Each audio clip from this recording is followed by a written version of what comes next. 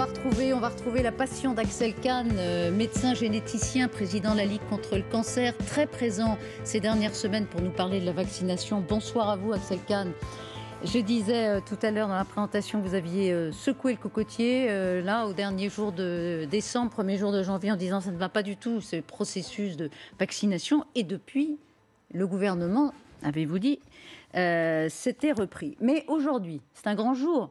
La vaccination s'ouvre au grand public, aux plus de 75 ans et à toutes les personnes qui présentent des pathologies qui les exposent à un risque grave. Et en particulier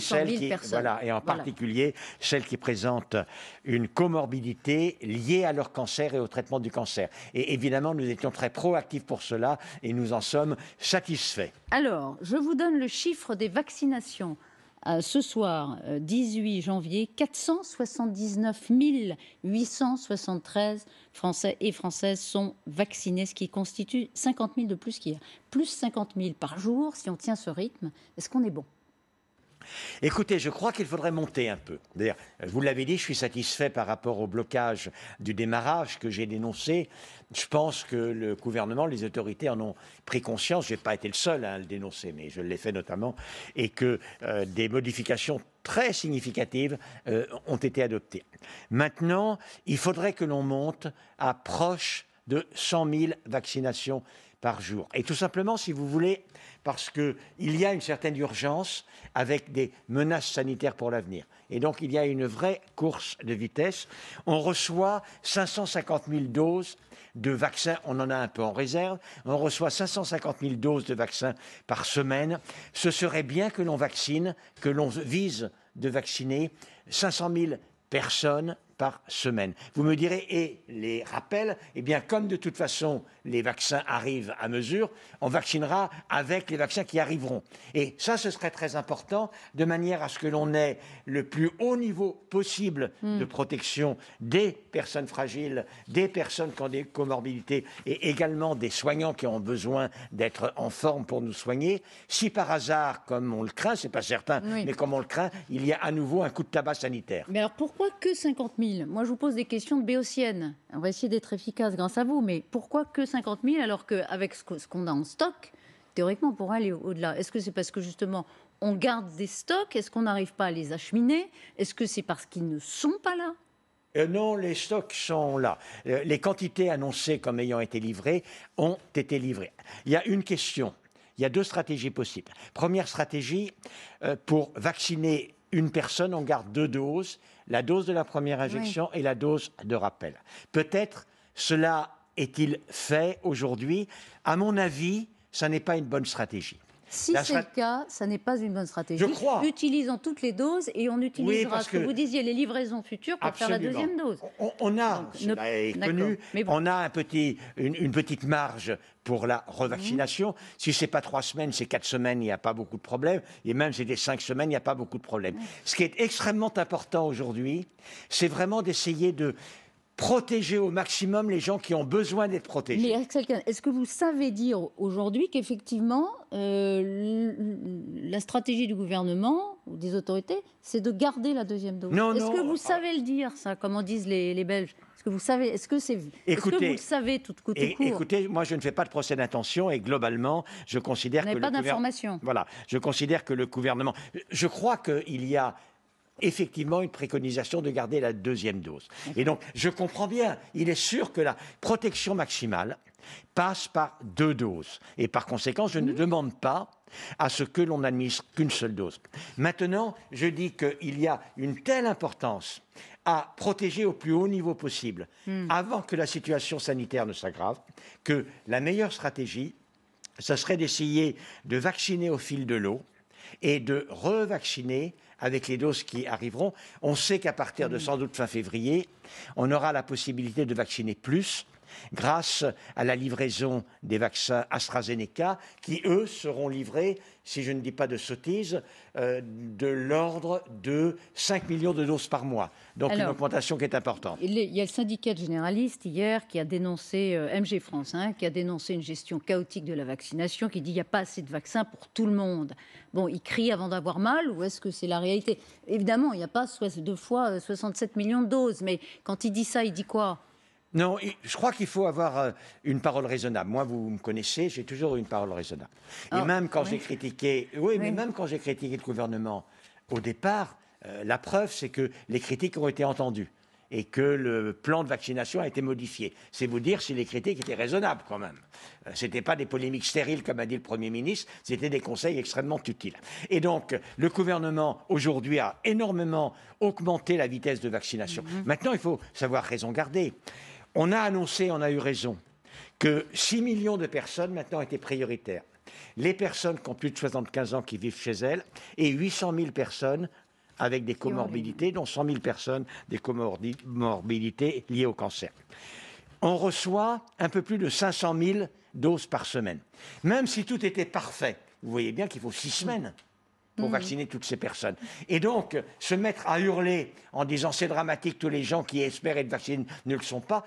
En effet, si on fait les choses, si la logistique est impeccable, il faut 6 semaines avec 500 000 doses que l'on utiliserait chaque semaine comme on les reçoit pour vacciner. C'est clair. Voilà. Quand vous dites il n'y a pas de dysfonctionnement, quand j'ai dit 6 semaines, il faut 12 semaines. Il n'y a pas de scandale à ce qu'il y ait 12 semaines pour arriver au bout de on aimerait ces avoir beaucoup plus de vaccins. Mais pour l'instant, ce que je demande... Donc vous dites aux Français quoi? On s'approche. Ne vous inquiétez pas si vous avez un rendez-vous début février et pas maintenant. Mais je comprends bien les personnes. Et nous, à la Ligue, parce qu'il y a beaucoup de personnes fragiles atteintes du cancer, nous, à la Ligue, j'ai organisé une réunion aujourd'hui pour essayer d'informer ces personnes, de leur donner toutes les données, leur donner des conseils, mais leur dire également la vérité.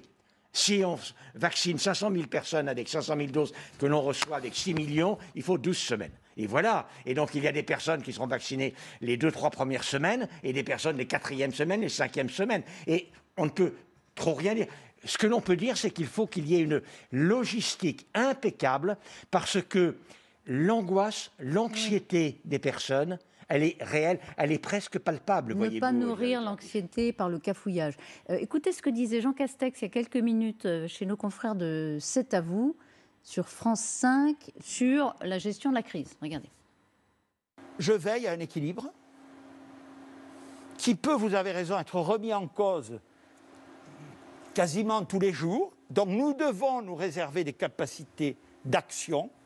Le confinement, mais je n'en ai pas fait mystère, en est une, mais accepter que nous ne le fassions que lorsque nous estimons notre âme et conscience et par rapport à des situations épidémiques qui le justifient. On reste encore aujourd'hui, grâce aux mesures anticipées qu'on avait prises et grâce aux efforts des Français, dans une situation favorable.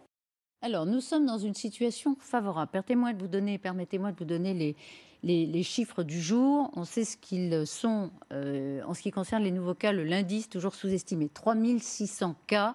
6,6% de positivité, c'est plus significatif. Et en ce qui concerne les décès, en revanche, un chiffre important, 404 décès en plus, c'est un record depuis début novembre.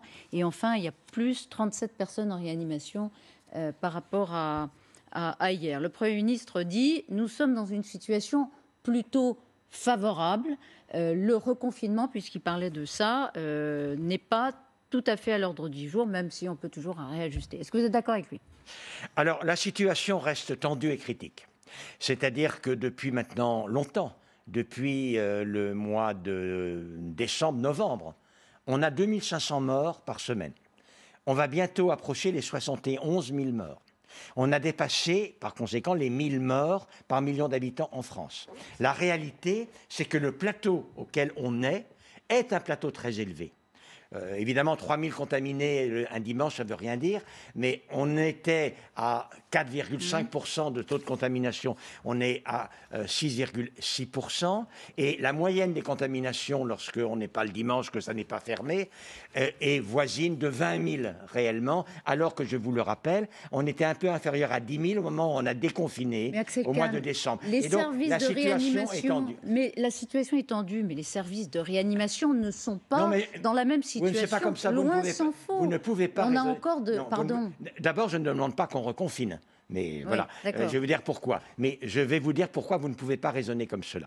Parce que entre le moment où les contaminations augmentent et où les personnes arrivent en réanimation, il y a 3 semaines à 1 mois. Et évidemment, si on se met à se mettre en ordre de bataille au moment où les services de réanimation sont débordés, évidemment, Bien alors là, sûr. tout Bien s'arrête. sûr, mais vous tout voyez est bien bloqué. que Noël le 31, ça n'a pas créé Non, un ça n'a pas afflux créé. vers les centres Les Français, de réanimation. non, les Français, Donc, pas- ceux qui réclament un confinement, ils font du préventif. Non, non, Ils mais moi, veulent... non, c'est pas ça. Non, non, on ne peut pas dire ça. D'abord, je ne demande pas le reconfinement. D'accord. Et je comprends très bien la politique du Premier ministre. Dans l'état psychologique, dans l'état économique, dans l'état d'hyper-réactivité, nervosité, la situation, la santé morale à côté de la situation sanitaire dans laquelle nous nous trouvons, c'est extrêmement difficile si cela n'est pas totalement imposé, si on ne peut pas faire autrement. C'est extrêmement difficile de décider d'un confinement. Donc je comprends fort bien. D'un point de vue sanitaire maintenant, uniquement sanitaire, je ne prends pas du tout en compte l'état réel de la France.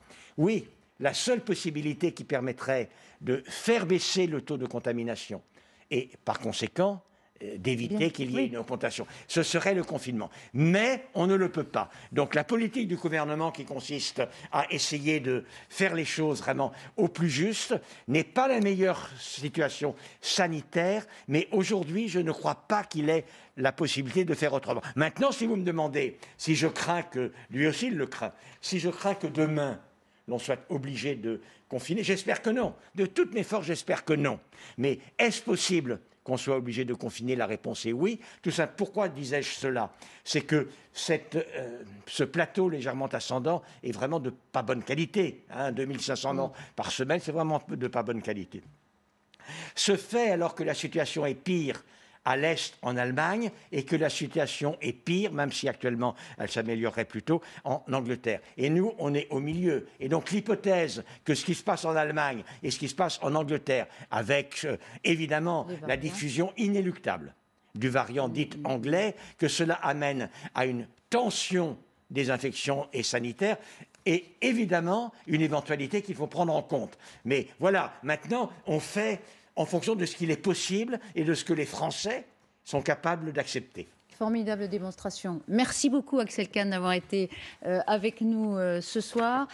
Vous êtes, on a bien compris, un homme, enfin, c'est ce que vous dites, un homme raisonnable. Vous estimez que la gestion par le gouvernement est finalement la seule possible aujourd'hui. Mais peut-on éviter un reconfinement demain? Vous ne l'excluez pas, mais personne n'exclut évidemment ce qui est arrivé à nos voisins anglais et allemands. Merci, bonne soirée à vous. Dans un instant, vous le savez, départ de Donald Trump, J-2, on ouvre la page américaine.